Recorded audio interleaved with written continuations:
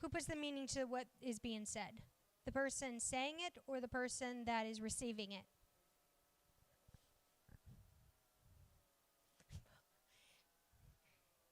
So I'm kind of seeing both the receiver. I personally think it's the receiver. That's why sometimes you'll say something and the person you're talking to thinks you say something different. You're like, no, that's not what I meant. If I were to go to China and I don't speak Chinese, I can speak Vietnamese, some-ish, but not Chinese, not the same. And I say, I love you, they're not going to know what I'm saying unless I demonstrate, until I show them the meaning. When I was in high school, at least I think it was high school, middle school, somewhere around there, my little brother thought the words Feliz Navidad was a bad word. So I would chase him around the house screaming Feliz Navidad. I think he has since realized I was screaming Merry Christmas to you, because he now figured out the meaning. But at the time, he didn't know the meaning. He couldn't connect it, so he just tried to figure it out on his own. When I'm trying to teach my kids a new word, say I'm trying to teach them clap, little baby, and you say clap. They're not going to know what that means unless you demonstrate it. Clap.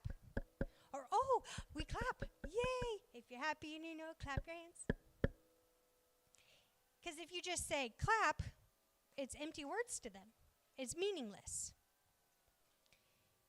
In that same, we each speak our own different language. And Jonah has his own unique language. The only person that truly understands what he's saying is Noah. Well, Jonah mostly, but Noah is probably by far the best at understanding. He'll sometimes interpret for me.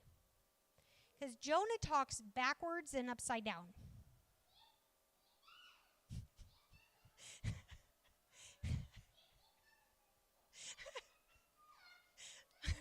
Okay, boys, okay. Sometimes he'll repeat words. Jonah, Noah. Shh. He'll repeat words so that his mind and his mouth can connect together. He's incredibly smart, but he likes to figure out how it all connects. And if he's interrupted during that time, he has to start all over. So a lot of the times that he's trying to talk to me, he'll say, Mama. Well, when I hear Mama, I want to say, what? And then he has to start, hey, Mama. Hey, Mama. Hey, Mama. And I'm like, stop talking, Amanda. Stop talking. He'll never get through to the hey, Mamas if you don't talk. And then he'll go on with talking.